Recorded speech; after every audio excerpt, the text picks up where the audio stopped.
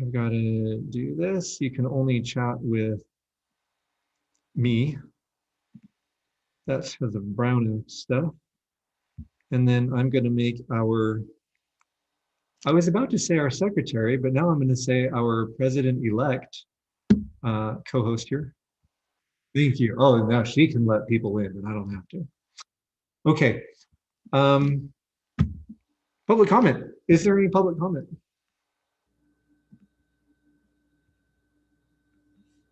There will be a public comment. The individual just isn't here yet. And so when that individual shows up, we will divert to public comment because it's required in our bylaws. And then we're on to approval of minutes from, oh, there it is. Oh, there, okay. Oh, you know what? Sheila, will you please make a public comment that is in the form of a treasurer's report? Sure. So let me read the numbers into the record. So these should be 21, yes, Matt? Oh, so yeah. As of 3/16/21, we had a total amount of $22,295.53 in combined checking and savings. As of March 30th, 2021, that amount was $22,586.53 for an increase of $291. That concludes my report. Thank you. And I evidently spent all my time making sure that the numbers add up and didn't bother with the date. All right, then approval of March 22nd minutes. They were in your packet. Does anybody have any amendments or corrections to last minutes?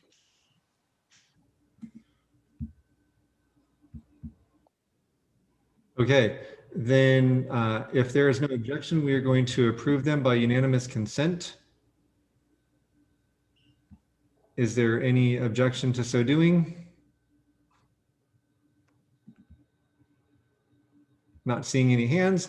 The minutes are approved by unanimous consent. Wow, geez.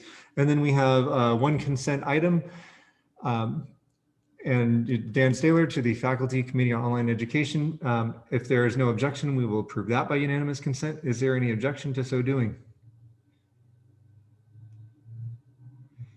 Not seeing any. That is approved by unanimous consent. Then we've come out swinging here. So I'm not sure that I made clear to our shared governance representatives. So I'm talking at this point, Ernesto, if you're here, Tito, Christina, and Mark Whitworth. If any of you have a pressing report that you want to share, then why don't you just go ahead and do so in the form of a public comment right now?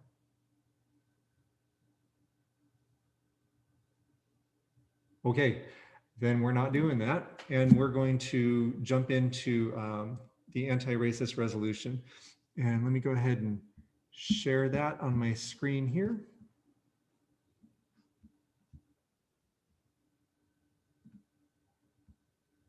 Oh, sorry, there was a second step to making you co-host. So let me go ahead and find this here. That's it. Share this, and I will widen it out. I think that should help make it look bigger. And we did see, we had it read to us, at least the resolved part last time. And I should invite Armia and Lindsay, I swear I know names, to jump in and speak to anything that you would like to on this as a follow-up. This is a second read. Just that we, yeah, it's a second read. We're wondering, what's the next steps to approving this, and if anyone has any feedback. Sure. So I'll just, you see this on the screen here. It was in your packet, everyone. And then we have the result here, and then an extensive endnote list here.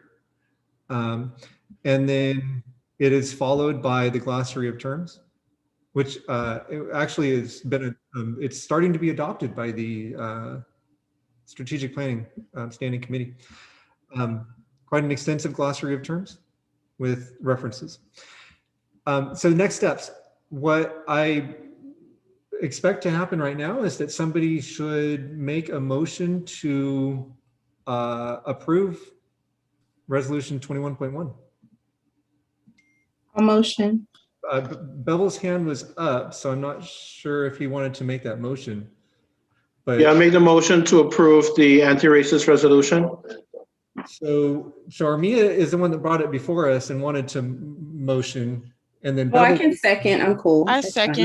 you're okay? I can- All right. So Bevel moved, seconded by Armia, to approve the resolution 21.1. Any discussion?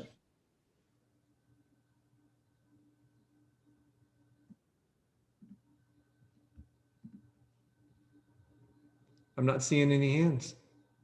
All right, there's a motion on the floor.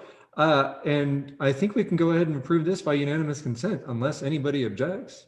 Is there an objection to approving this resolution by unanimous consent? Then the motion carries. We have approved this resolution. Next up, I'd like a motion to adopt the glossary of terms. I move to adopt the glossary of terms. Dr. Lopez, all right. So motion to adopt, and Tallene, your hand is up. Are you raising? Second. All right. So moved by Dr. Lopez, seconded by Tallene Seropian to adopt the glossary of terms. Any discussion?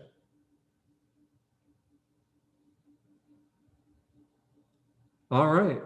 That motion carries. We have adopted the glossary of terms. Cool. If only everything was that easy. I think it's easy because this was such a strong document, right? Well thought out, incredibly researched. And I will tell you that the way that this is being used by the Strategic Planning Standing Committee is what we've envisioned with the core values. Is, as you recall, the core values were a list of things like commitment to anti-racism, student-centered decision-making. And Crystal and I brainstormed, and it was actually Crystal's idea, she came up with this, that on the website, when you see that list, if you either hover or click on one of the terms, then a box will open or it'll expand, and then it'll be defined, right? Because I remember part of our discussion was, how are these things defined by PCC? Cultural humility, for example, can mean different things. And the definitions that are going to populate there are the ones that are in this glossary. So it's already being put to use. So thank you to the team who put it together. All right, on to the next. I'm not going to go through this entire highlighted thing here. I'm actually going to go back to the PowerPoint because I'm trying to learn from what happened before. And excuse me, that's the wrong way to introduce this, although it's true. I think that I overlooked an important part of the process of bringing this AP to the Academic Senate, and that is I didn't give you an overview of what the changes were. I gave you a document that had a bunch of highlighting and strikeout and bold and expected you to navigate through that. I've had the opportunity to have several meetings about it, so it kind of made sense to me. But it was recommended to me by members of the executive committee that you get an overview of the changes, like a summary. And so what I'd like to do, if you'll indulge me, is to go through a mid-level view of the changes, just so you have a global idea of how the deans recommended that the document be changed. And then we'll go back and we'll look section by section. Okay, so I'll ask that you hold any questions until the end. It's like 4 or 5 slides. And so when I get to a section, if you have a question, then if you just jot it down so that,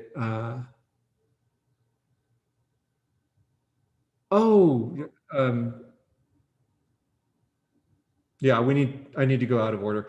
I'm told that there was a desire to have a public comment, and since I missed that, I think I want to honor that now.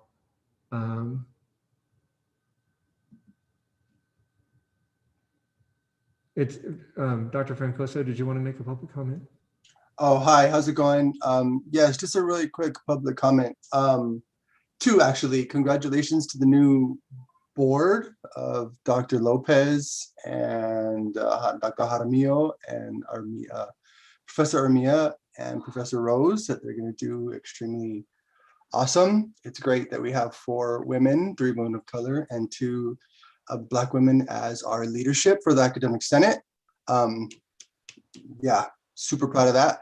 And the second comment was, I'm just curious, what kind of support is our university offering to our colleagues who are on the screen when the tragedy took place to Dr. Brown? And I think it's really important that we have an idea of what kind of support our university is offering to them. I know I saw an email that went out and it gave a phone number. Is that the extent of the support that our university is offering our colleagues? Are they going to offer them or give them paid time off, access to like healing healthcare, healing mental health practices that go beyond what we normally have? Like, what is our university doing in the wake of this tragedy? And what are the university's plans if something like this happens on campus, active shooter, and there are not 4 people that are witnesses, but hundreds, if not thousands, that need access to mental health care because of what they have potentially witnessed? Does the university have a plan, a strategy to be able to support so many folks all at once? So those are my public comments. I'm just concerned for our colleagues who are on the screen. So thank you. Thank you.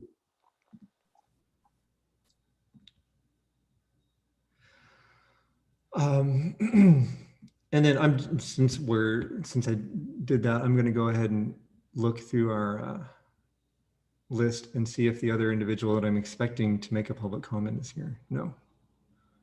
Okay. I mean, the other one is we got to announce actually, Anthony kind of did it for me. We're, according to our bylaws, we're supposed to announce the results of the Senate election during this meeting. And I was reminded of that after the agenda went out. So I was going to turn it into a public comment, but I'm not seeing that individual here. So thank you for that announcement, Anthony. Thank you for those thoughts as well, supporting our colleagues. And if we have time at the end of the meeting, I will go over the email that I sent out announcing the winners, but now they have been verbalized. So I think that has been satisfied. I don't have a segue. We're going to get back into the business that we were supposed to be working on before I forgot the public comment business. And we'll get to an overview here. So, and Carrie, please feel free to jump in if there's any clarification or anything you want to jump in with. Talian, your hand is up. I know that was public comment, but is there a way to answer the question? I don't have the answer to the question. I would refer. I do. Oh, that's why I didn't respond. Go ahead. From what I understand, it's the CARES team led by Dr. Jason Vasquez. He's the one that's currently handling what took place, or he navigates that. That's the only part of the answer to the question I know. I don't know all those questions you asked, Dr. Francoso, or everything I've always wondered also about what if it happens on campus, but at the very least, that's the one answer I do know. Yeah. And when that did come up, I did mention that Dr. Jason Vasquez is the chair of the Health and Safety Standing Committee. And I would expect that they would be tasked with developing a plan in the case of an on-campus tragedy. But it's a guess, but I don't have a concrete answer. Okay. Then we will, again, no segue, we will get back into AP 7210. I don't know what EAP is. EAP is Employee Assistance Program. Okay. It can be found on the HR website. Got it. So another, an employee support is EAP, Employee Assistance Program. Then we're going to get back into AP 7210. The introduction was added. It's totally new. And then paragraph 2 in the introduction was moved from the end of the document. I'll let that speak for itself. For section 1, we did not look at section 1 last time. Section 1 dealt with the timeline by which faculty positions are requested and the prioritization process occurs. Currently, the notice goes out in fall. Faculty put together the faculty hiring requests in fall. The hiring prioritization committee meets in fall. The president develops that the administration's list in fall, and then they're reconciled in fall. By this point, it's November, and then flyers go out. And this is an attempt to move that timeline up, which is something that I strongly supported, which is something that my predecessor supported. I'm not sure about her predecessor, but the way it will work under these changes would be that faculty request hires for their departments in spring. And then the prioritization occurs earlier in fall so that flyers can go out earlier, so that our hiring process can go out earlier, so we can get people who aren't hired by other colleges first. Okay. And then some of these changes like 1.3 and 1.4 really reflect what has occurred to my knowledge in recent years. An adjustment to 1B in the case of emergency or unexpected vacancies it's adjusted to align with the new timeline. Okay, so that's basically the change to section 1. Most of it has to do with changing that timeline. I should tell you that the Faculty Hiring Priorities Committee has approved a motion to recommend section 1 as is to the Academic Senate. So that happened. Then we have section 2. And as you can see, 2A was revised to exclude additional requests to be added, included with the application. It also specifies that additional materials can be requested with the first interview. Now that is where the Academic Senate seems to be at odds with the administration, because the Academic Senate wants an equity, diversity, inclusion, and universal design statement to be included with the application. I will say that in my conversations with Erica, she has told me that Sean Harper at USC has recommended that we request only the application, a cover letter, and a CV, and nothing else. Because every document that, every additional piece of information that is requested can serve as a barrier to folks. So that's where they're coming from there. It's going to be for our discussion later.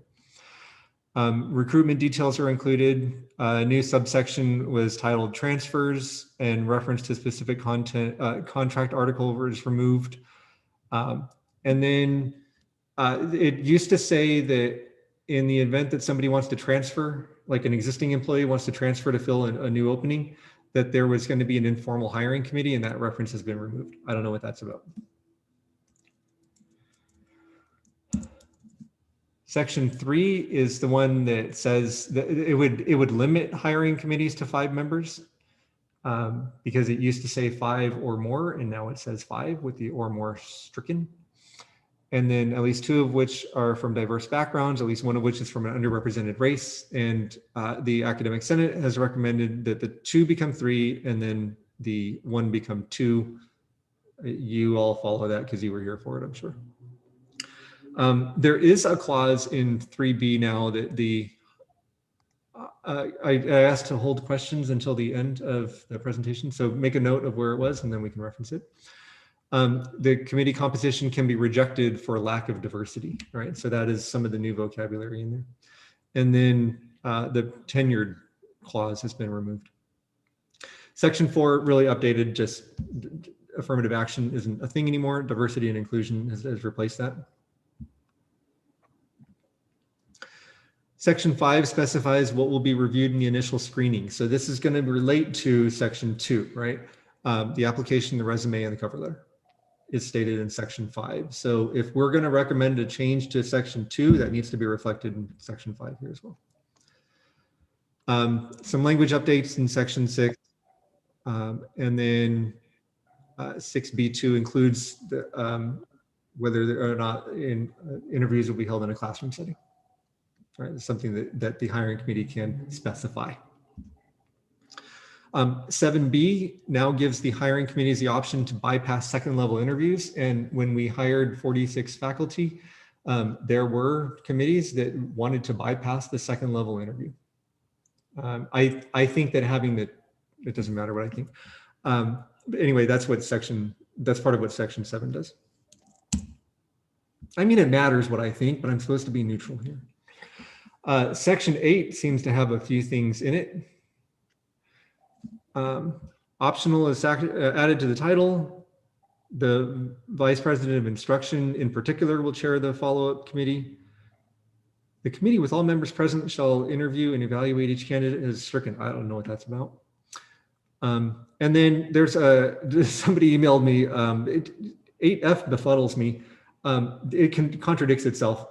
And there's an unhighlighted part and there's a highlighted part. And it seems that the unhighlighted part needs to be deleted because one candidate's supposed to be forwarded, but 3 candidates are supposed to be forwarded. There should only be one number there.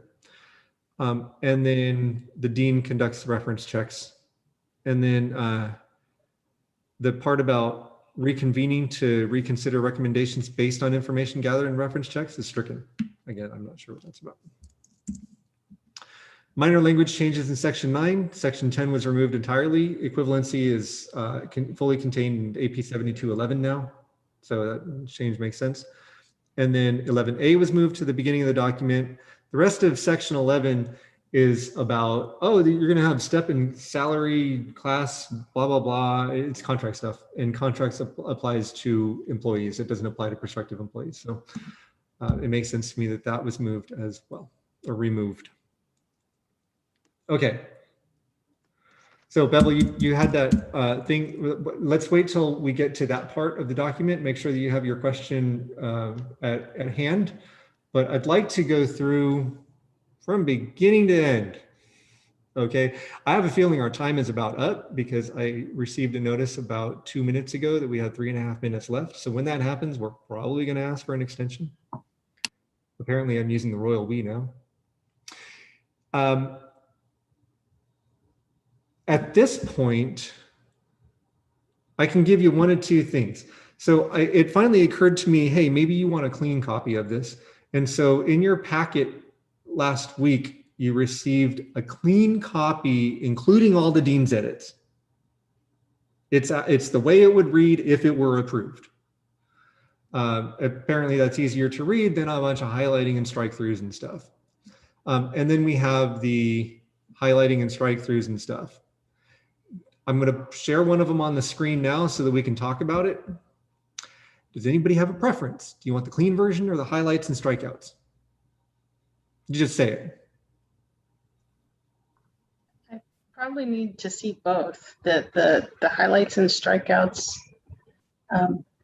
would probably be helpful to see what was there beforehand.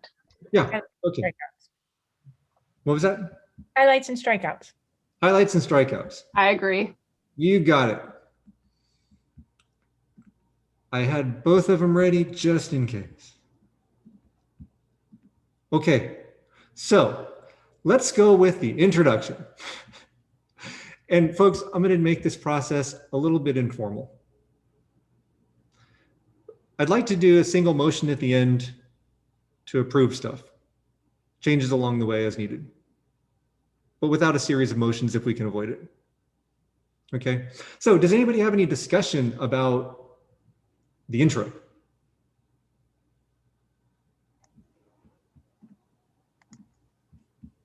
All right, Bevel.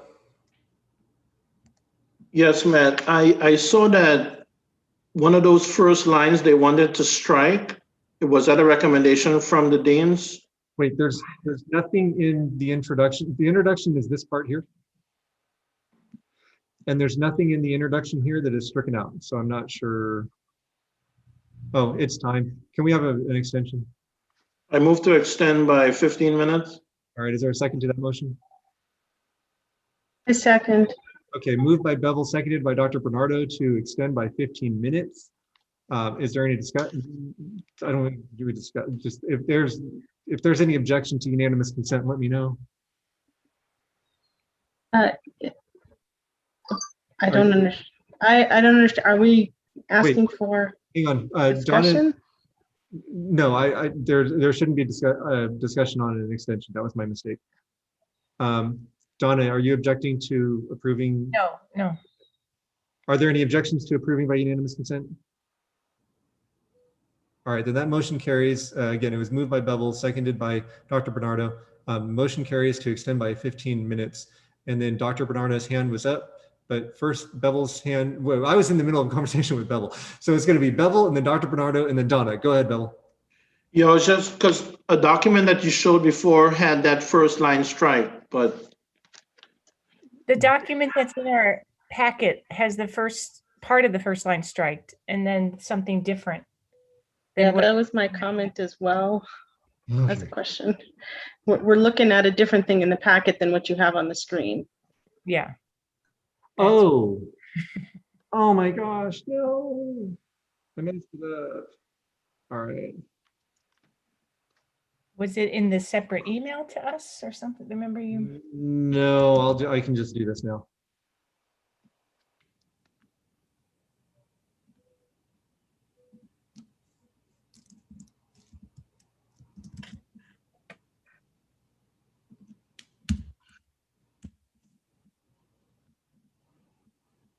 Okay. Okay, I apologize in advance if that happens anywhere else in the document. It was a lot. I believe, unless I need to see my chain of these things, but that might have been recommended by Carrie Bull. Carrie, was this one of yours?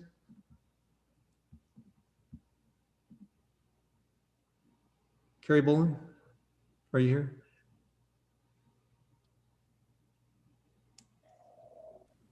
Well, absent confirmation,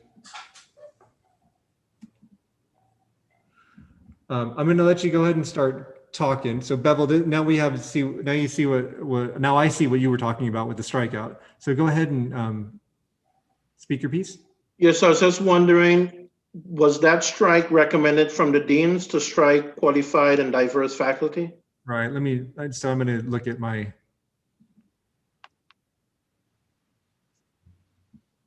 That was recommended by Carrie Bolin. And it's not, so to be clear, it's not just removing higher qualified and diverse faculty. Let me delete this part. It's to replace that with a recruit and retain a diverse workforce as a reflection of our commitment to serve communities of human difference. So all of this stuff was intended to replace this part. My apologies for making you think that the deans didn't want qualified and diverse faculty. That was not. Oh, Carrie Starbird is hanging her head. I can see it. Okay, is there anything further on this? Yeah, I would.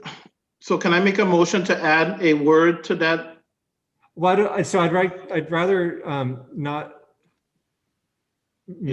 I'd rather not make a motion, but if you want to make a recommendation, then verbalize it and then we can discuss it.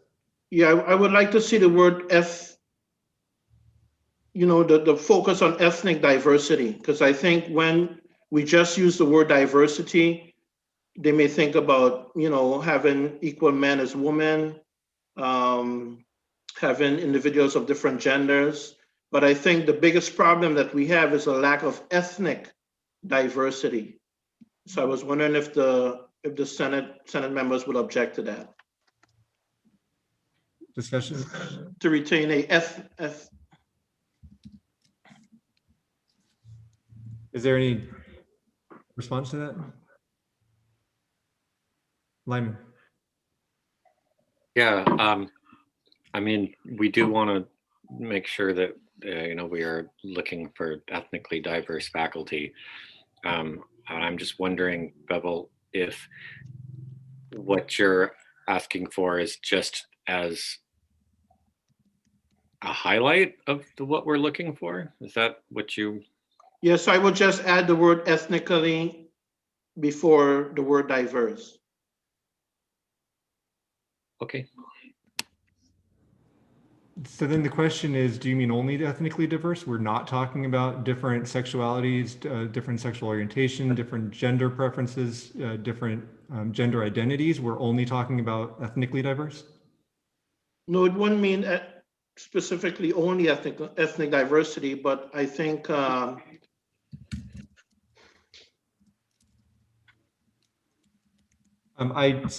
would say that if you see retain an ethnically diverse workforce, I think that ethnic. Is it ethnically or ethnic? Thank you. That didn't look right. If I see recruit and retain an ethnically diverse workforce, I don't see any gender identity in there. I don't see any sexuality in there. Could we add ethnically diverse and representative workforce? What does that mean? Representative of what? Of all of the things. So this is a problem that we start to run into. If we start to be inclusive, we will be exclusive, because there's no way we're ever going to include everything. Right. Right. Jennifer Feebig, your hand is up. Yeah, and that's why I teach human sexuality so for me, I think just the broader diverse workforce is probably best. And then we outline it as we go through a little bit more clearly, perhaps. My hand is up, Matt. You're okay. Go ahead. I was going to offer, perhaps we could put a diverse workforce, including ethnic diversity. Well, it's the same problem. I don't think so. I think that the point that we're trying to say that we do want a diverse workplace, but we're not excluding ethnic diversity, because I think what Bevel is saying is that the way it stands now, we could easily exclude ethnic diversity. And if we just put it in there, including, or even a such as, an IEEG, whatever, but I think that it should be outlined as well. So does perhaps even with perhaps even with special emphasis on race and ethnicity. Perhaps consider that.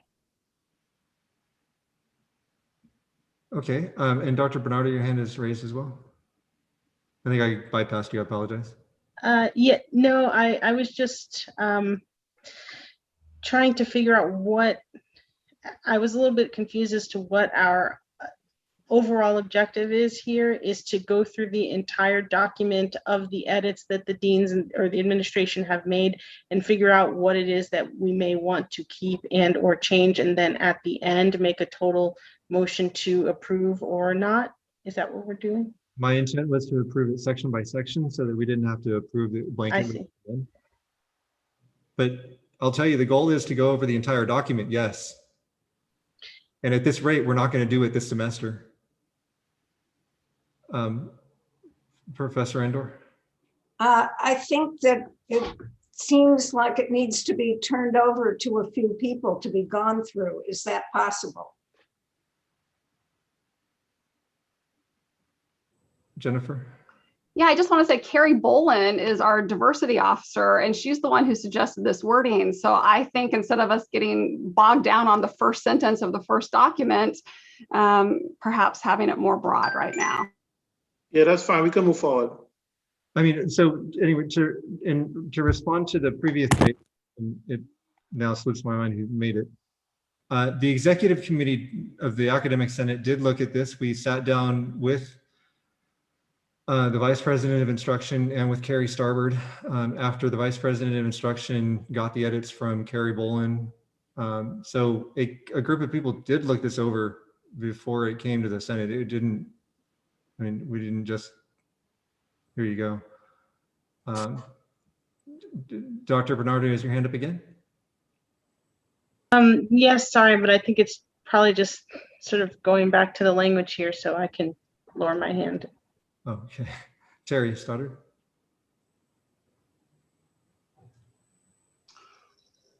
The Faculty Hiring Priorities Committee has spent numerous meetings going through this document. So they have been looking at it, a smaller group of people that has been looking at it. They did look at section 1, yes. This goes back till the fall, so repeated meetings. Yeah, and we're going to hear from a member not of the Senate, Dr. Olivo. Hi, everyone. I just wanted to let you all know that I got a copy of the Statewide Academic Senate folder of resources, and they have some really great guiding language to offer that helps us work through all the nuances that you all have been describing about the language. So there's help, you can say equity minded. And also it does call for race consciousness in the language. So just take a look. It's a folder. Matt, I sent you a text with it. It's a folder and there's links, hyperlinks, and it's actually an online course. So if Matt wants to share that resource with you all, that would be great. Thank you. Okay, thanks.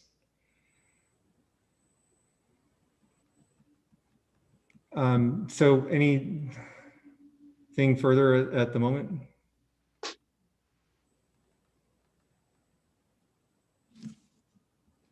Okay, then if it's okay, I'm going to go ahead and remove that clause. Keep a note of it, and I mean, or you know what, it's not up to me to do that. I think at this point there has to be a motion made. I was hoping we can have, I mean, it's appropriate to have a motion made if you want to change the language before we approve it. I'm not going to cram this down your throats. Lyman? Yeah, since we're doing this section by section, my motion is that we move on to section 1 and we can come back to this because there's no way we're getting through the whole thing today. So we can come back, people can talk about that and try and wordsmith it when we're not on the clock. Okay, I'm just going to take that as a suggestion. And then we will come back to that. We're on to section, thanks Lyman. We're on to section 1, which is the section that has been recommended by the Faculty Hiring Priorities Committee. So does anybody have any, if you're ready, we can entertain a motion to approve section 1. So moved. Thanks, Terry. And then is there a second? Second, Donna Nordstrom. Thank you, Donna. Okay, so moved by Terry Stoddard, seconded by Donna Nordstrom to approve the changes to section 1. Is there any discussion on section 1? Terry. Terry Stoddard? Just sorry, I was hit mute too many times. It's okay. Just to clarify what I said earlier, we also had recommended what to do with what the first part, but this section 1 has been ongoing, has had numerous conversations that occurred. I've been on the committee for well over 10 years, and this conversation has been ongoing for numerous, as Matt mentioned, numerous academic senate groups of leadership. And so this is what they've come up with as a recommendation moving forward, having the experience of that committee. And so just as the author, I just speak in favor of it. Not me as the author, but the committee, sorry. Thanks. Dr. Stevens. Yeah, just real briefly, are you showing us section 1 right now? Because I see A and then steps, and then there's a 1 there, or are we approving this previous 1 right here that says identifying faculty hiring needs? Identifying faculty hiring needs is section Perfect. 1 that's overscrolled. Just want to make sure. Thank you. Yeah. And so as a reminder, the changes was, it's really a change to the timeline. And then this part right here in section 3 is, or 1A3, it reflects the reality that has happened in my experience. And then after meeting, the superintendent president determines the final list of faculty positions. And then because the timeline has been moved back, if, oh shoot. And this is the one that you saw in your packet. I don't know why this is different from what you saw in your packet.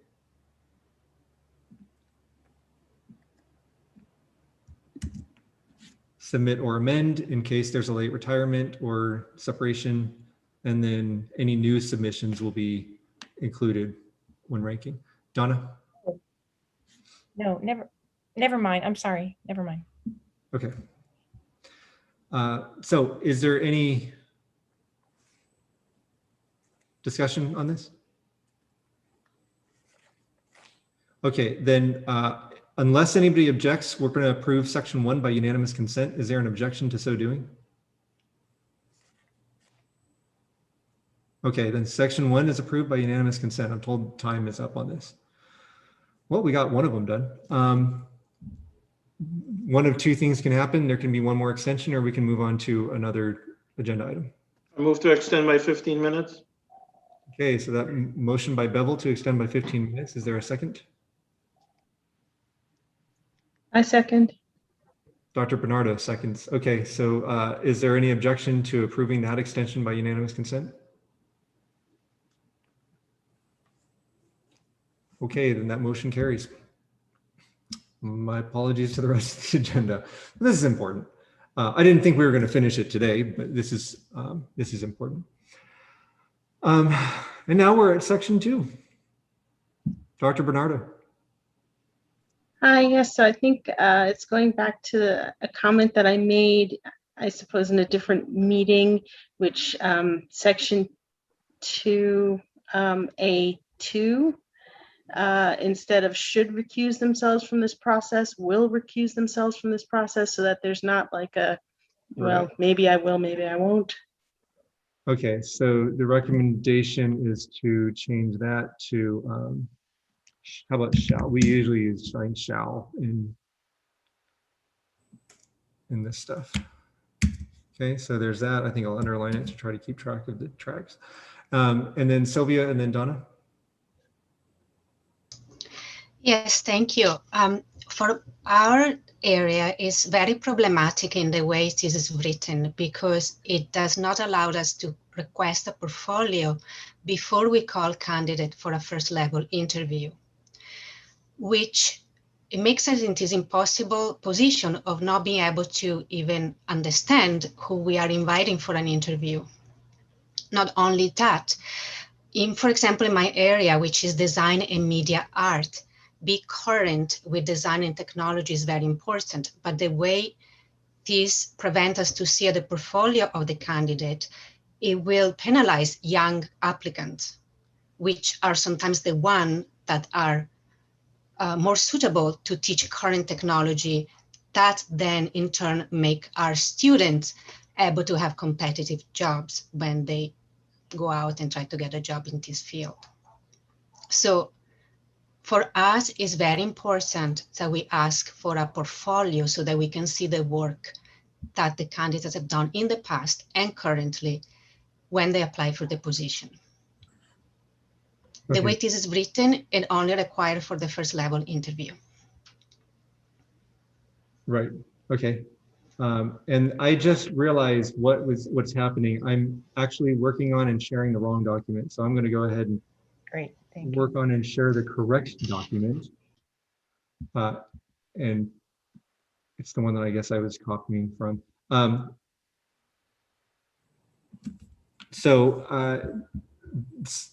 To summarize that statement was basically, we want to see stuff before we bring people in our area. I don't know the order of the hands at this point. I think I was next, but I Dawn, think, yeah, I think by you correcting it, can you scroll? I guess it's down, yeah, to 3. So this is including what we had talked about last time. Okay, so because the other, great, thank yeah, you. my apologies. There's a lot to keep track of with this particular AP. Dr. Bernardo.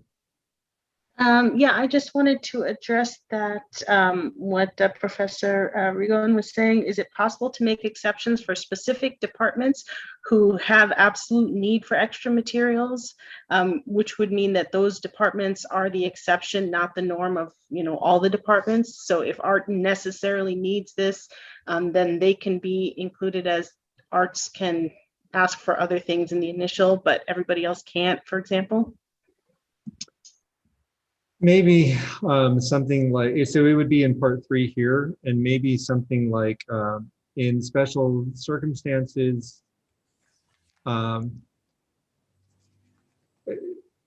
such as the arts and music, candidates may be required to provide a digital portfolio or something like that. So maybe that's a note that we can take and then see if we can incorporate that language into here and then bring it back to you folks. I do have more to say, but I need to go by the hands. Lyman?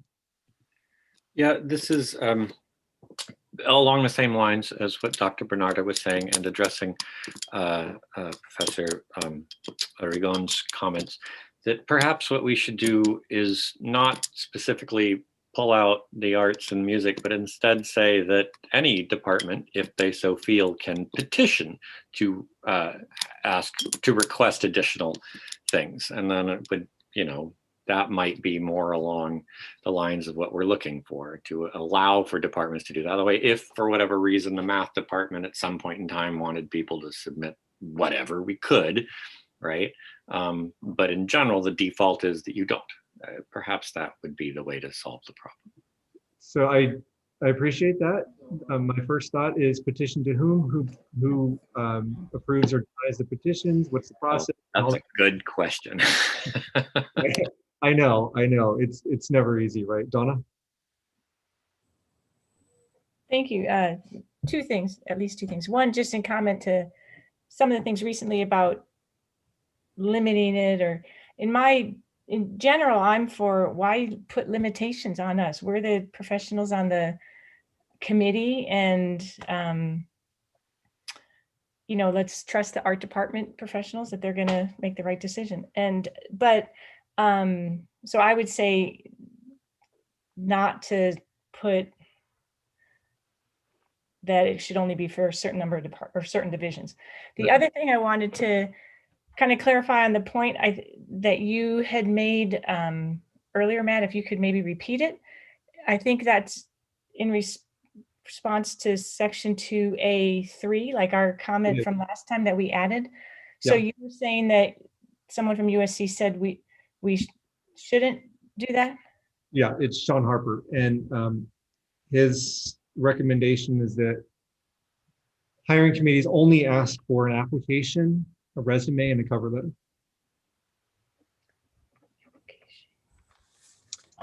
On that note, because I said I had more to say, this that we wordsmithed last time, you see it in italics.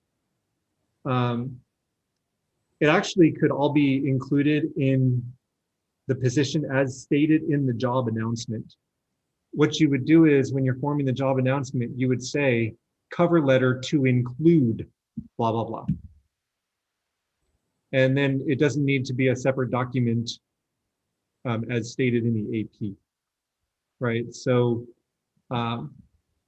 it's up to the Senate if you were to take that into consideration. It would be a reversal of something previously decided, which is why I worded this item on the agenda the way I did, because I figured once we started making changes, we might need to change the changes.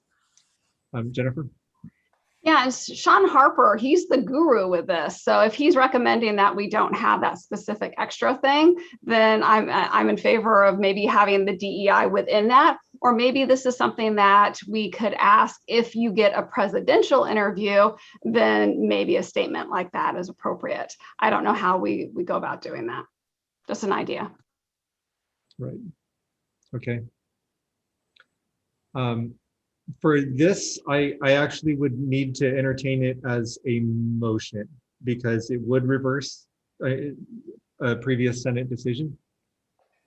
And that's something that I'm just going to ask you to consider, and we won't get into it right now. Anything else kind of globally with section 2, John? And then, I'm sorry, Valerie, and then John. Valerie was first.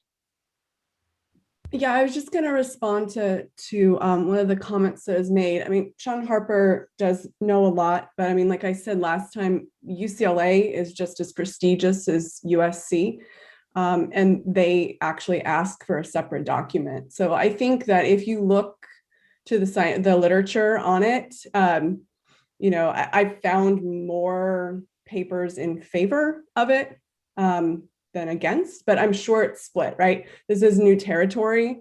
So I doubt that there's a whole lot of data out there, but I would just caution just that one person is correct on this, right? I'm not sure that he's collected a whole bunch of data on this specifically.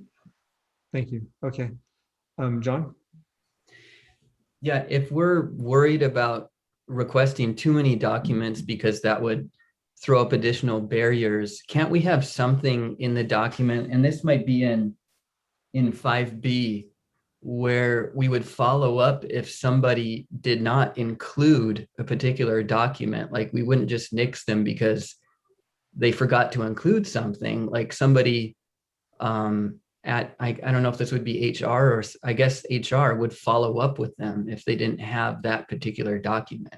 Right. So right now what HR does if they don't have a complete application is they just they exclude them from the pool, I believe.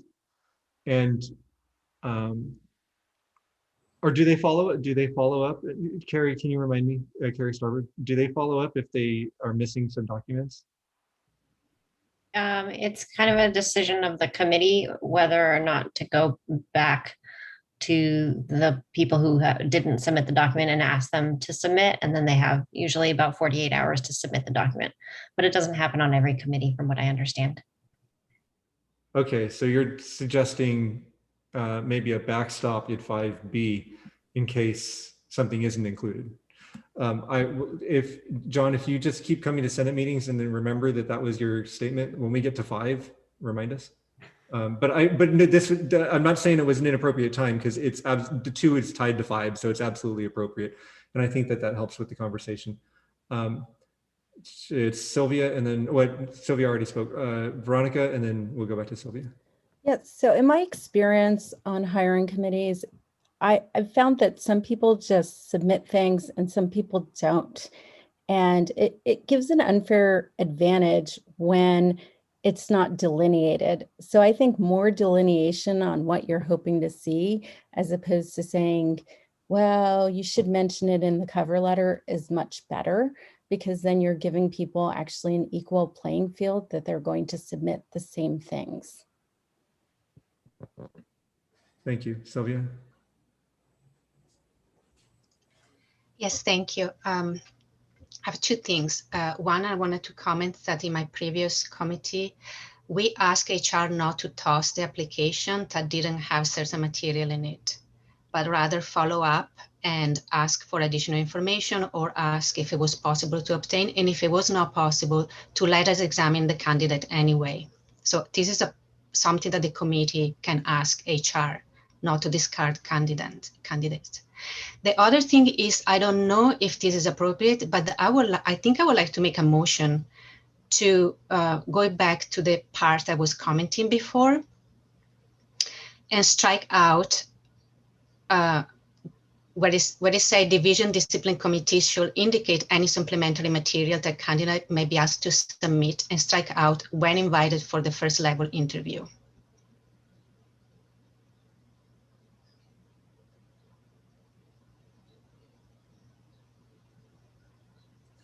I'm double checking to make sure that it'll do what you think it will do.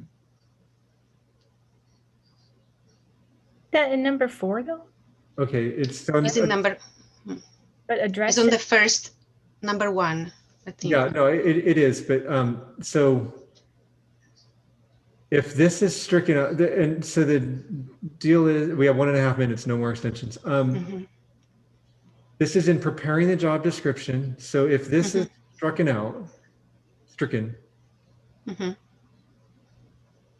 then that changes the whole paragraph. Okay, I'll tell you what happened. I had a conversation with Dr. Erica the other day, and because this is where the Senate disagrees with the administration on this AP. And I asked her, how does it play out if the Senate pushes on this?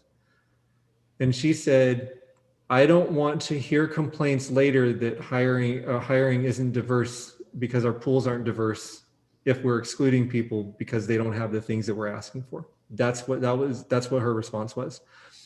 It was basically like kind of a cautionary thing, right? If you want to ask for more stuff, you're going to have to lie in the bed that you make.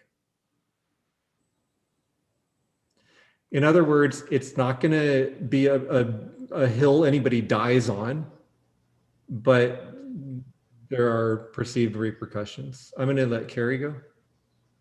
So along those lines, if you take a look at number 3, and you'll see the struck out part in number 3, we, the Dean's group that worked on this, we removed it from this part as part of the application. And you'll notice it's the same language up here in number 1. You can't see me pointing at the screen, but it's the same language. And what we were trying to do was to achieve a broader applicant pool by having fewer documents submitted during the application process, but still wanting to see those documents by the time we ask somebody to come in for a first level interview.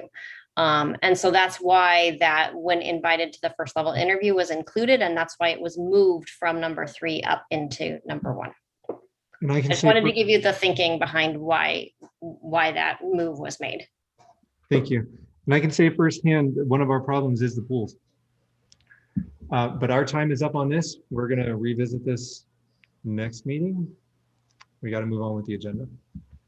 Thank you for your thoughts. Please make note of further thoughts that you have. Thank you for your time, Carrie. I appreciate it.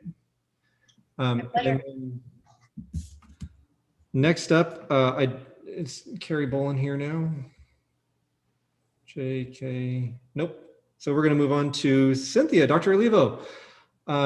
You've got special services available to our students. Do you have a PowerPoint? Yay, yes, I do. Well, this is, I gotta say, I've been looking forward to this because you've been on 3 of our agendas, and I'm glad you're able to. I know it was, last time it was so horrible, right? What we all were. Yeah, I'm going to unmute everybody, and I'm going to ask you to unmute yourself.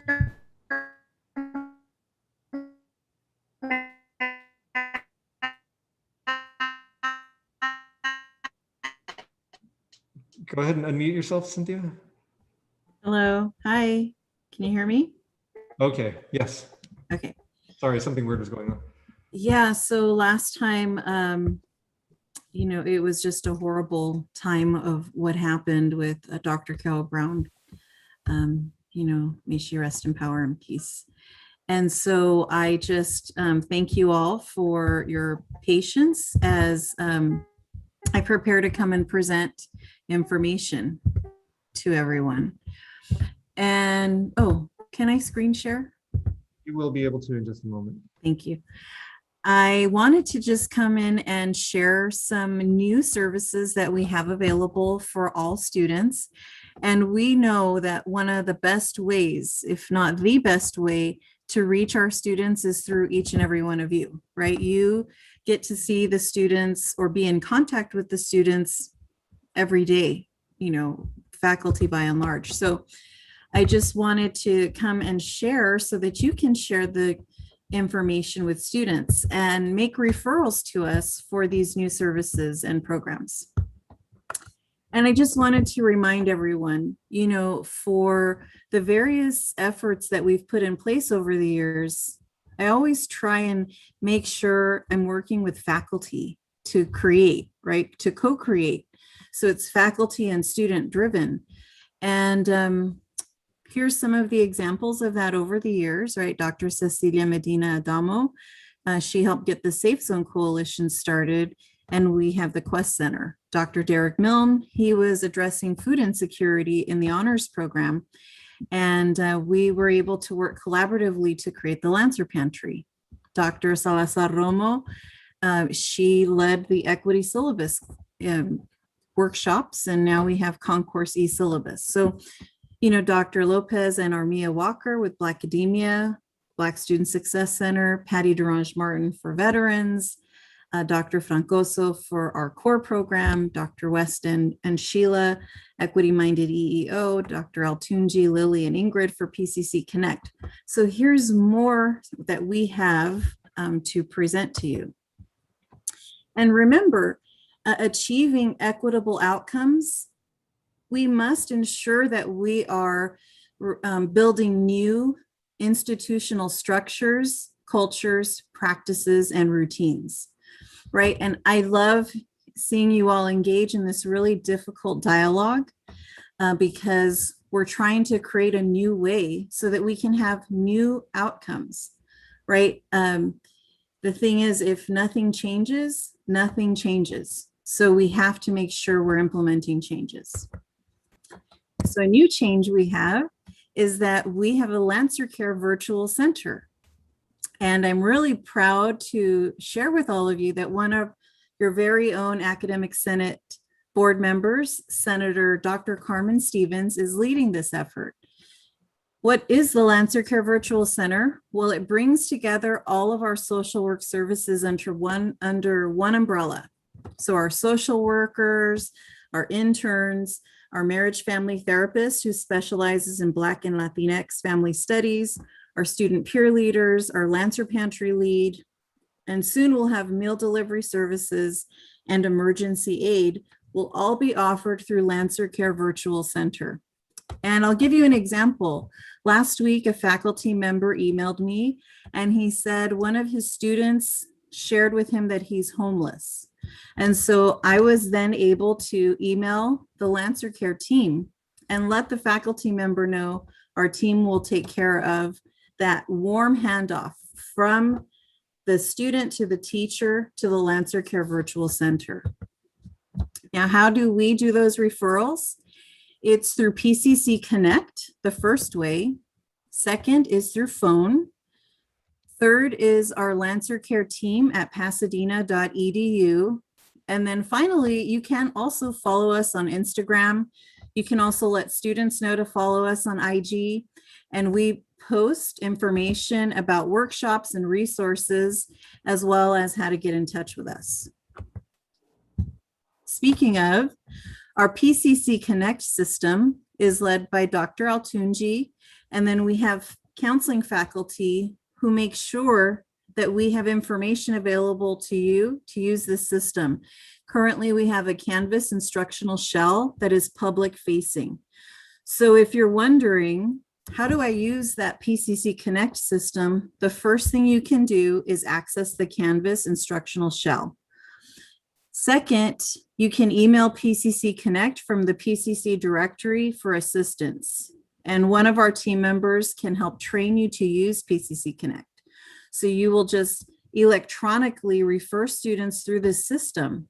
The benefit of this is that we get to keep data about how many students are referred and how many students we follow up with, and then correlate it to student retention, persistence, and completion. I also wanted to remind everyone, one big way faculty can continue to adopt equity-minded practices is to implement an equity syllabus. And Dr. Cristina Salazar Romo worked with Sheila Rose, Leslie Tirapelli, and created this e-concourse syllabus. So all you would need to do is go into your settings in Canvas and set it as enabled. And then you can go in and edit, and you can add Lancer Care Center because it's a new service.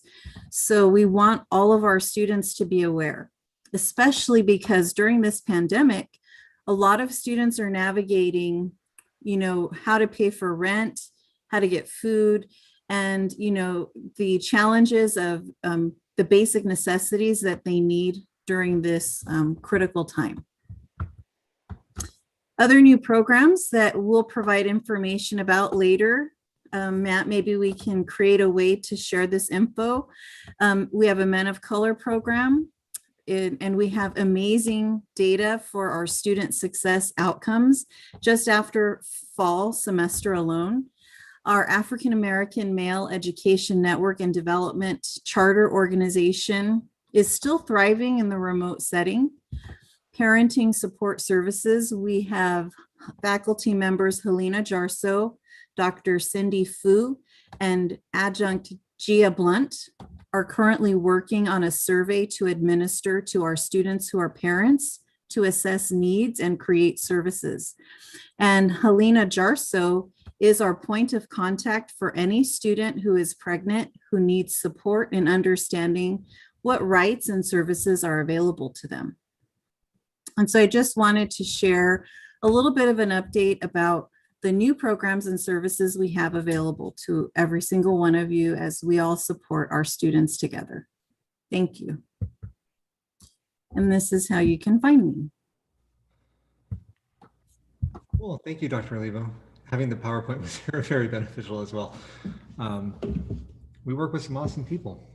It's great. Yes, we do. Okay, then I am told Carrie's internet is working, Carrie Boland. So we're going to go backwards in the agenda and hear a report from Carrie. Yes, and I will keep it brief. I wanted to just kind of give some information to you all to kind of garner some interest. I'm going to be sharing out some invitations for those interested in participating in the Equity and Inclusion Advisory Board.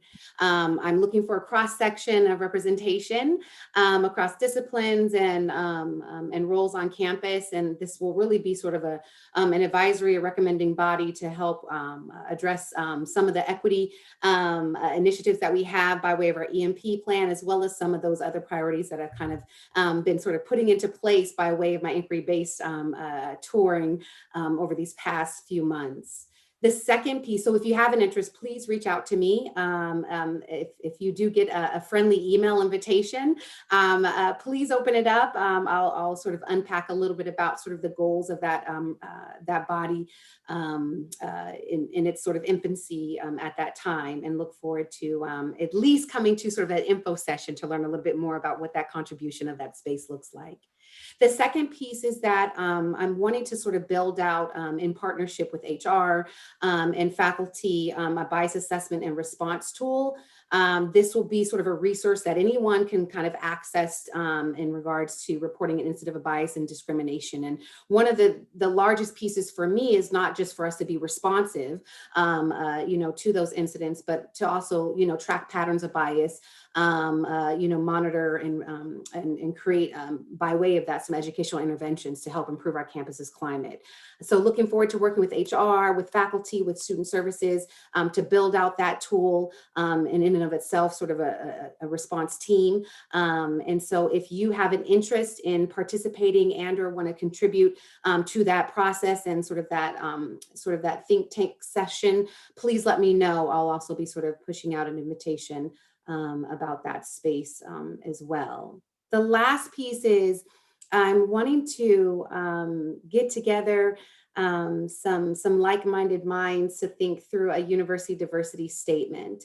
I certainly can place some language that connects to our guiding principles around equity and inclusion as it relates to our EMP and all the wonderful pieces that we're doing, our anti-racist resolution and so forth. But it's important for us to do that in community and think through sort of our diversity story as we build that out. So if you have an interest in being a part of that discussion, please let me know. That will more than likely be a byproduct of the Equity and Inclusion Advisory Board. But yes, so let me know sort of what your interest may or may not be with that as well. That is the short and long of it. Thanks so much, Matt. Cool, Carrie. Hey, do you have a few minutes? Do you have an extra minute here? Absolutely. Okay, folks, I'm going to take a liberty and we're going to go backwards in the agenda. Before you were here, anyway, we were looking at AP 7210 and we noticed that there was a change that I believe was recommended by you. And it was a point of discussion, but since we have you here now, yeah, and maybe you can correct me if I'm wrong, but here Pasadena City College seeks to hire qualified and diverse faculty. That last bit was struck out and this rest was added: recruit and retain a diverse workforce. Was this your edit? It was. Yes. So just to kind of brief you in, the conversation was, should diverse be,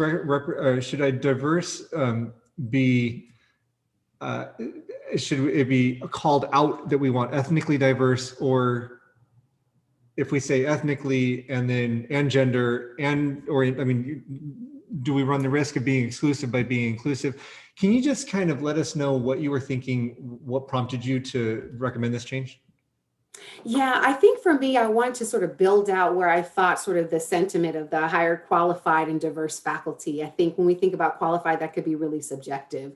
And when we think of diverse as well, I kept it, the diverse piece in there. A, that's universal language, and B, I think that, I would leave that to you all to kind of think through sort of what your target is. If it is for ethnically diverse, ethnically and racially diverse faculty, then I say we name it. If it's sort of across the board of diversity dimensions, and I think that we play it safe to include the diverse piece in there, and or the human difference piece, and you'll notice that in the next line, as a way of illustrating, sort of that broad spectrum of diversity when we talk about it in its, in its practice and not theory. So that was that. I really just kind of want to give a little bit more language to sort of those first few words, so that so that it was more consistent with our institutional mission and I feel like the direction that we've been headed and are going with the work around hiring practices. Okay, thank you. I didn't intend this to be a full-blown discussion, but I caught a couple of hands up. So Bevel and then Gina. Yes, thank you, Dr. Boland, for joining us here today again. In a previous meeting, I had requested or asked for an organizational chart of PCC broken down. Bevel, I thought you had a comment about AP 7210 in particular.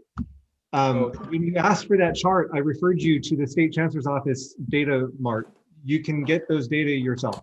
We don't need to ask anybody from the administration for diversity, ethnic, demographic data for our campus. Yeah, but is that information broken down by ethnicity? I refer you to yes, it is broken down by ethnicity. I encourage you to go there and look, and then you will see all the data that you can get from there. Thank you. Thank you. Gina? I'm fine, thank you. Okay, Dr. Bernardo?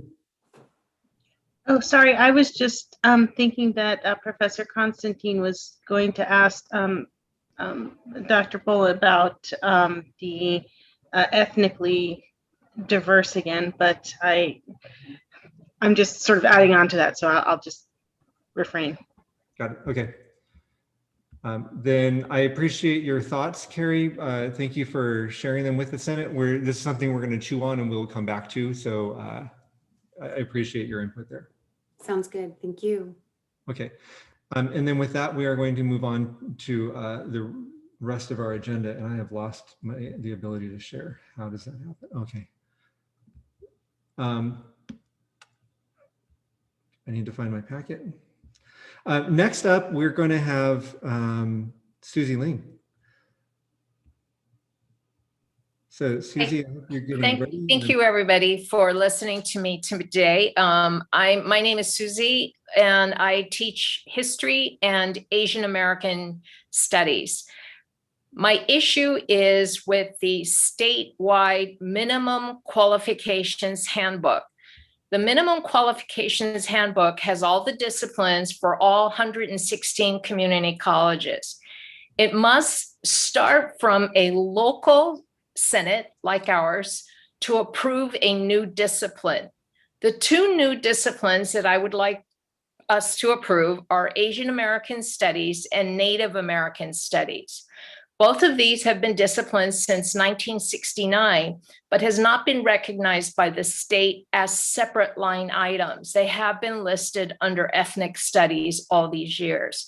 But after 50 years, and because African American studies and Latinx studies have already gotten separate line items in the minimum qualifications handbook, we would like to propose that this be approved by our local Senate so it can go up to the state Senate on this matter. Thank you.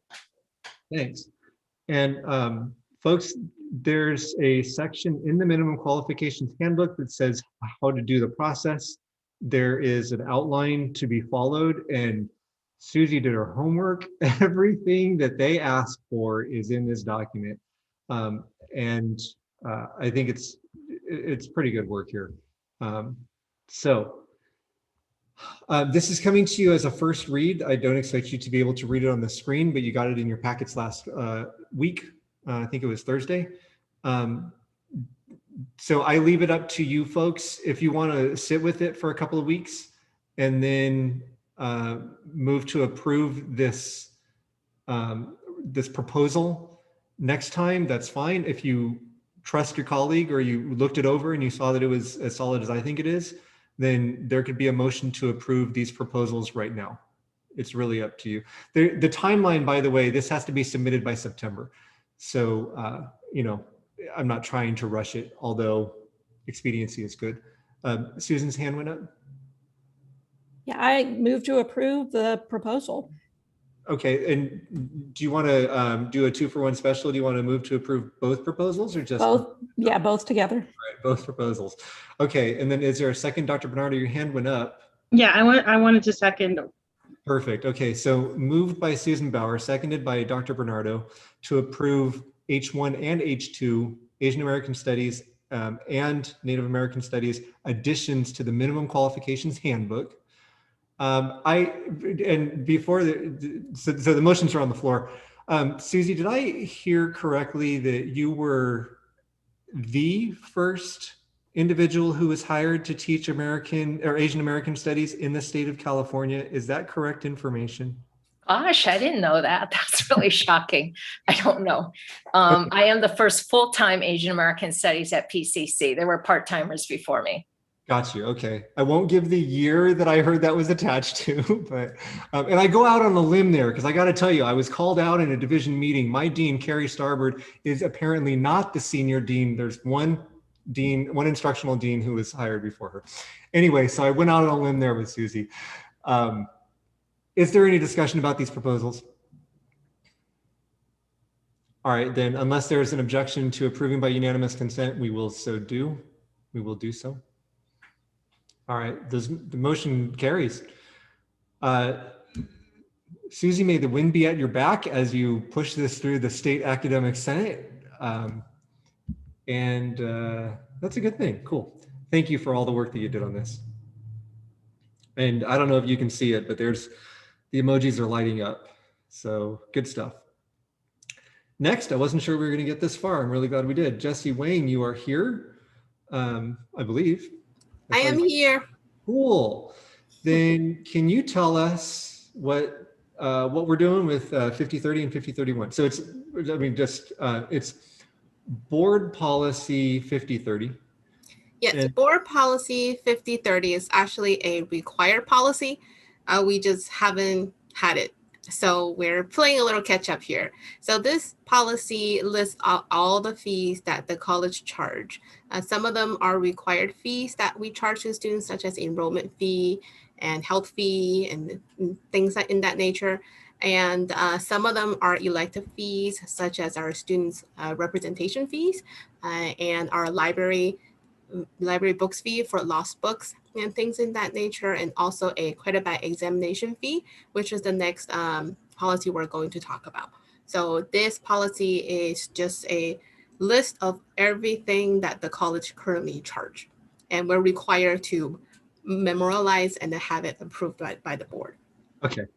And then do you want to handle this and then 5031 next?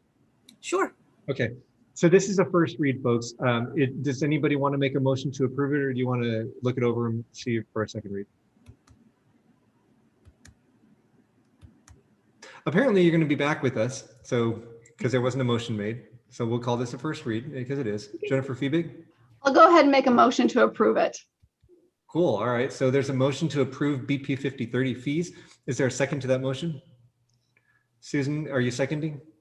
Okay, so moved by Jennifer Fiebig, seconded by Susan Bauer. Is there any discussion on BP 5030? I would like to ask a question. Sure. I see for some items there's an amount mentioned and for others there is not. Is that something that should be consistent one way or the other? The amount mentioned, such as student representation fee, Mac, if you could stay here for just a moment. Yeah, the student representation fee is the $2 that's actually set by law. So it doesn't change all that easy. So that's why we could go ahead and put it here. And the rest of the fees may change from time to time, just for inflation or recovery of cost or policy change and things of that nature. So it just to avoid having to go through this process and have you all to reevaluate it every time just for a change of number. So this is why we elected to not include the fee in here for now. Otherwise, we'll be going through this probably every 6 months. All right, thank you. You're welcome. We're going to call that a point of information, not a point of discussion. And Tim, you have your hand up. Yeah, for the items that do have a specific dollar amount attached, what happens in the future when that dollar amount goes up? Do they need to come back to the academic senate for reapproval? Correct. Yeah. So currently for the student representation fee is a state fee. We charge $2. We get to keep $1, and the other dollar is being transferred up. We give it to the state. So to the state student rep senate, they have a state body. And if the state decided that the $2 is in the future is not enough, then they have to come up with a new legislation and we have to implement it. And then I have to bring this document back to you all and then have you blessed it again. Which happens from time to time with our APs, right? So we're going to call that another point of information. Thank you, Jesse. And then I think it was Carmen is next, and then Donna. Yes, I just have another point of information just to clarify. At the top of this document, it said that the actual fee amount will be listed in the catalog. So for the ones that do not have the fee listed, see where it says fee amounts shall be published in the college catalogs. Will those ones be published then, even though they're not listed here? So the college catalog is updated annually. The APs and right. BPs, we intend to update on a cycle of several years. No, I understand that part, Matt. I'm just asking, how some people are asking about the fees are published here and some are not published here. So there's only the one that's published here, and it's this $2 one. So the question is, are all the rent of them published? Yes, going to be published there and updated annually. I just wanted to confirm that. So Dr. Olivo has just sent me a link in the chat to on our website. There are the fees. Yes. Mm-hmm. Cassidy, that's a link to all the fees that students pay. Mm-hmm. Yeah. So thank you. But are they also listed in the college catalog, I guess is the question, because right. So thank you very much, Dr. Olivo. That is exactly what I wanted to know, but I just wanted to make sure we're having the information represented the appropriate way to where if a student or anybody else ever wanted to look at the fees, it's available where it should be. That's all I wanted to clarify. Cool. Thank you. I'm hoping Terry has the catalog open in front of you. I just want to ask if you could please share that link that Dr. Leo shared. It's in the chat. And I skipped past Donna Nordstrom. Oh, I changed my mind. I took it off. My hand. Colleen. Sorry, I'm mute. I'm wondering if for the instructional materials as well as the physical education facilities fee. So I recognize there's this policy, which is more general and broad, and catalog is more specific. Is there any way that we can put language specifically for those two that students are notified at the time of enrollment in the course to better prepare? For instance, in the course description, just a line item, or if they click on the CRN, is this an appropriate place to put that information?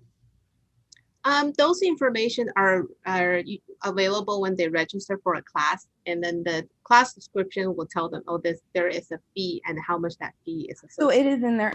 As a counselor, I should really know that, but I never. Oh, no, that's okay. Don't worry about it. Yeah, So because not every class has a fee, and each one that has a fee is a little different. It is available there. Yeah. Is it in? I don't know, just to have it documented? Does it behoove us to add that language in here? Not the dollar amount, but that students should be informed. There's something like that would be in an AP, not a BP. Got it. Just kidding. Thank you. Yeah. I only know that because I'm the president. Don't worry. Okay. Are there any further points of information? All right. That motion then carries to approve BP 3050. Or 5030, excuse me. And then we will move on to 5031. Now this one's an AP, and I was going to say, so it's got more to it, but it really doesn't. So, well, this one is very brief just because it's simple.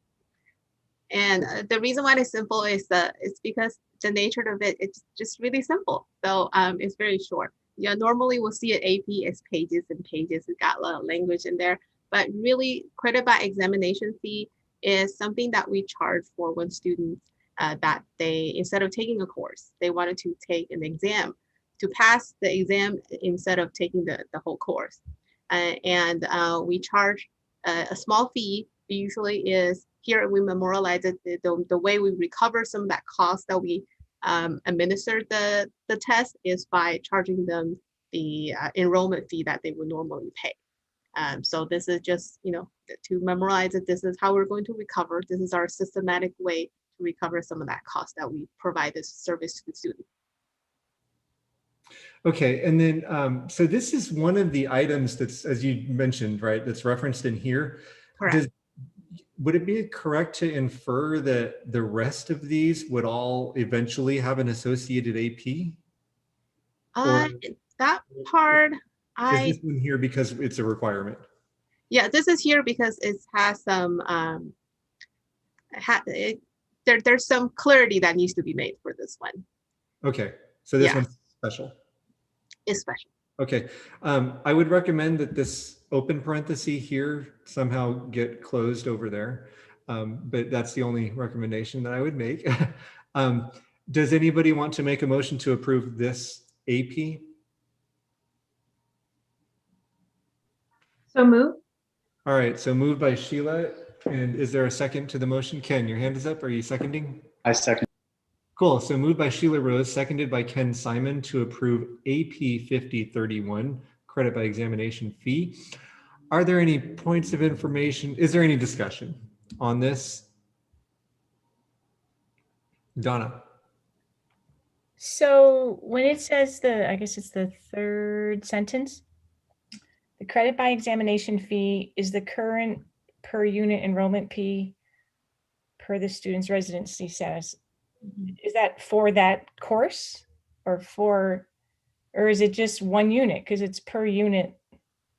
So if a student, my understanding is if a student takes a 5-unit course by examination, credit by examination, they're going to pay the same that they would have if they enrolled in the class, the 5-unit class. Is that what that says?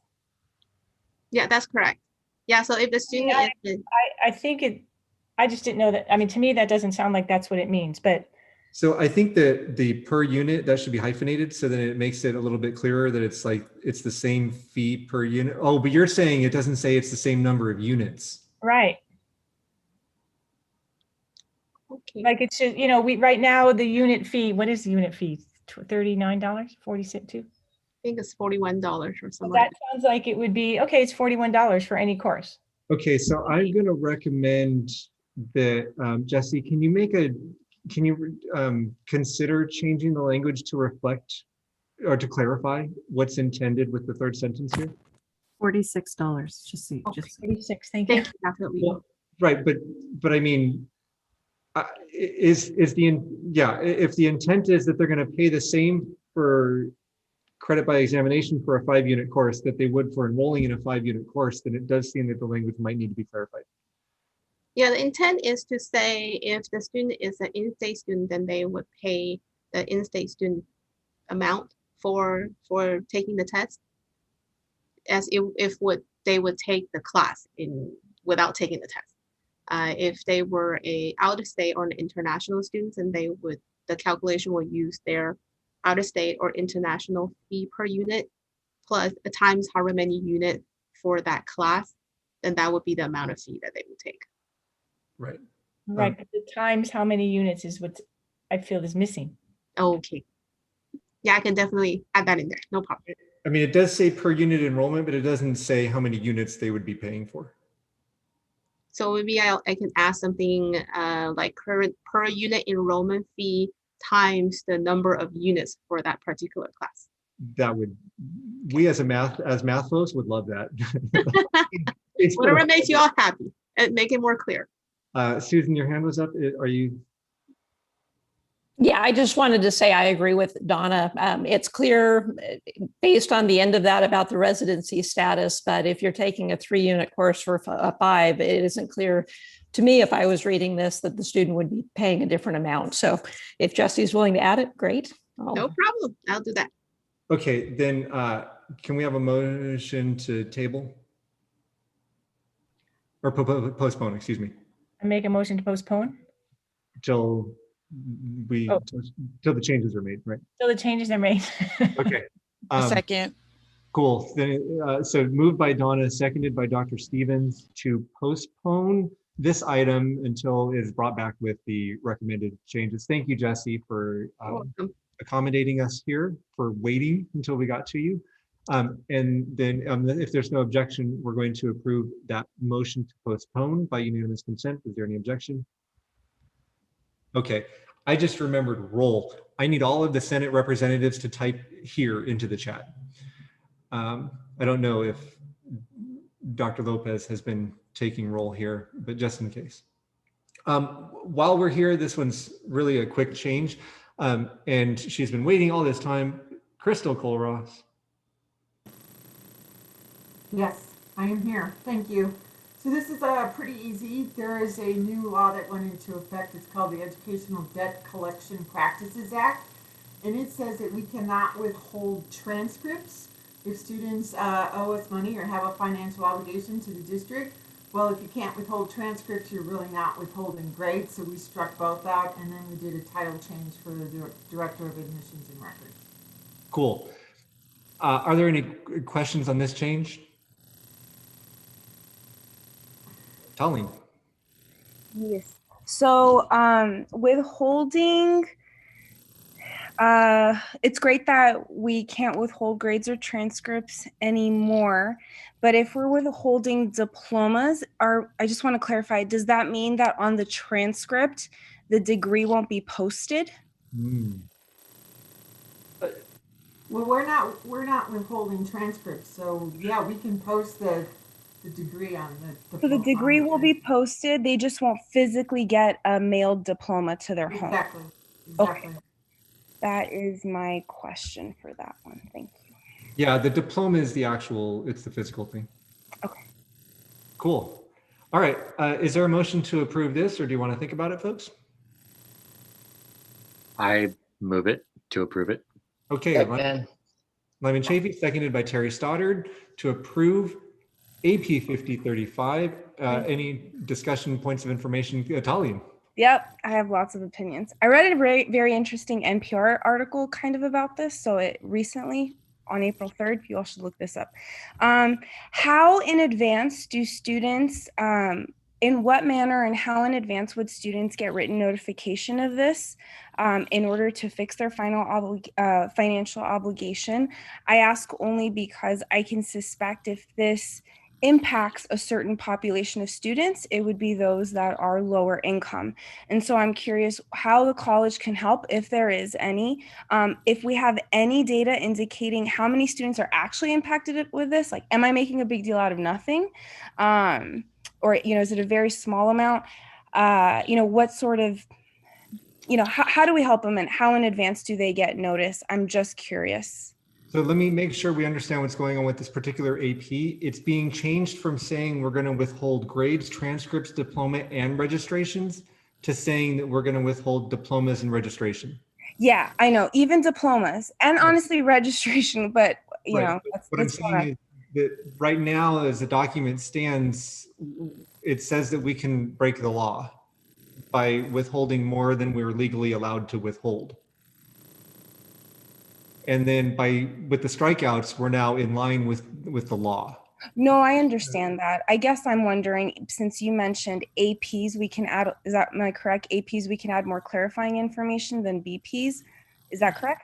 I'm just wondering if we can clarify certain things to give students as much notice as possible. That's all I'm asking. Right, okay. I'm not, Crystal, do you want to field that one, or do you want to find out and then come back? Well, I have to honestly say, I think the students are given lots of notification already, and we also waive a lot of student debts as is, small ones. So I believe the college is very, very generous in this. No, I think if you hold this up, we're doing more harm because we're keeping students from being able to continue their education if we withhold their transcripts. Okay, I just want to know, just making sure that we are completely student-centered. That's all. Yeah. No, it occurs to me that Dr. Levo might be able to shed some light. She's still here, but I don't know if she's still with us. Yes.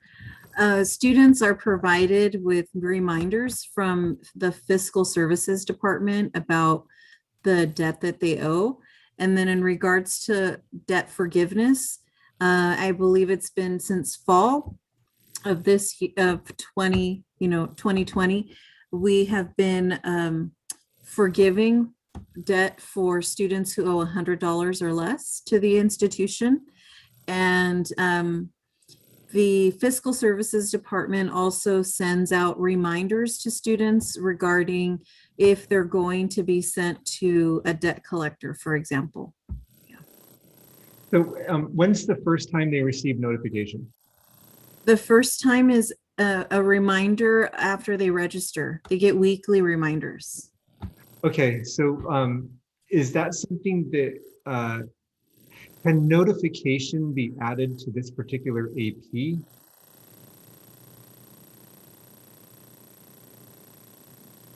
It says they will be given written notification.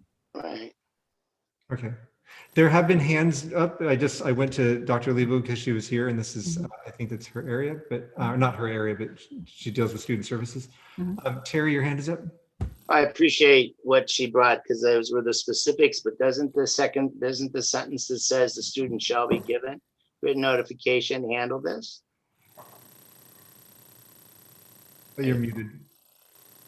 Unless the gesture was all you intended. It was just gesture, but I was like, I just wanted to be more specific. Since we're revising it, might as well revise it, but I don't want to be a holdup. That's all. Just, I mean, this is the opportunity that we have, right? We can recommend language changes to APs, and it doesn't need to be crammed down our throats.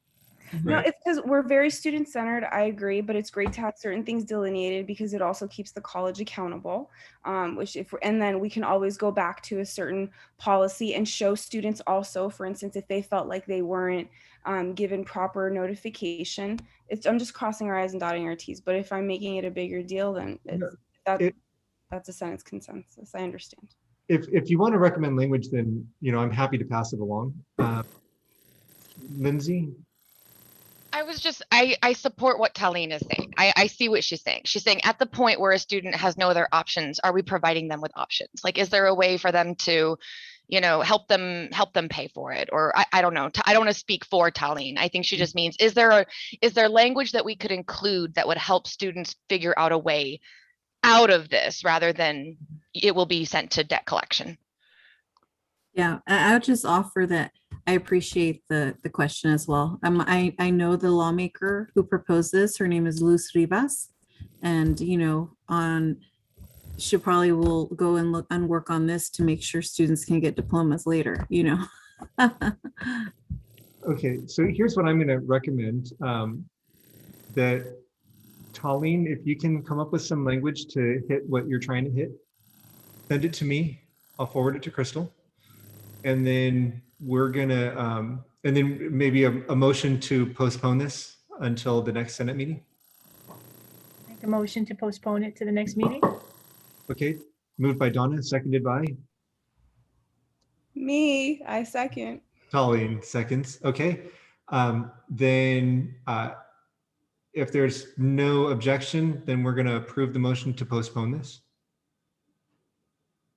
Seeing no objection, we're gonna postpone this. To be continued. Okay.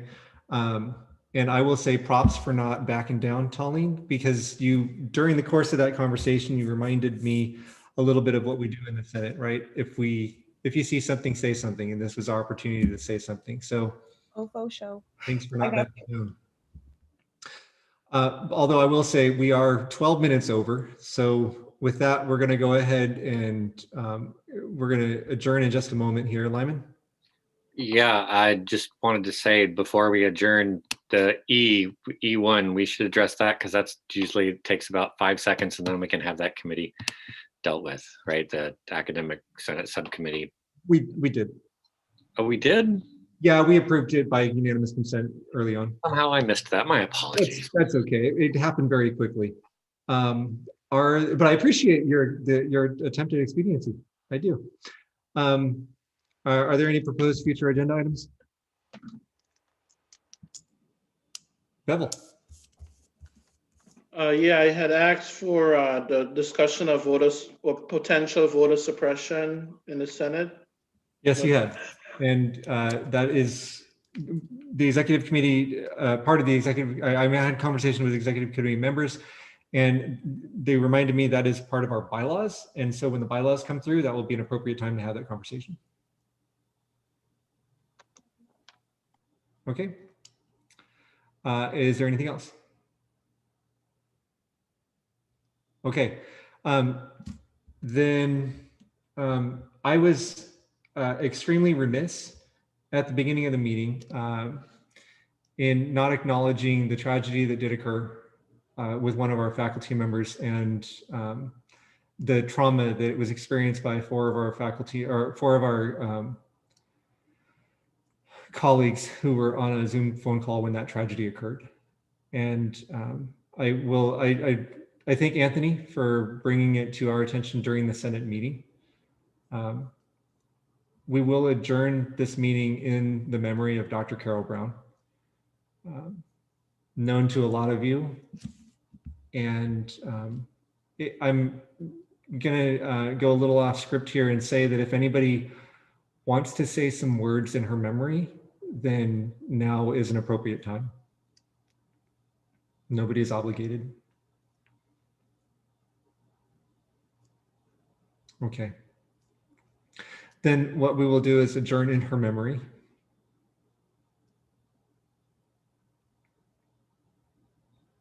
We are adjourned.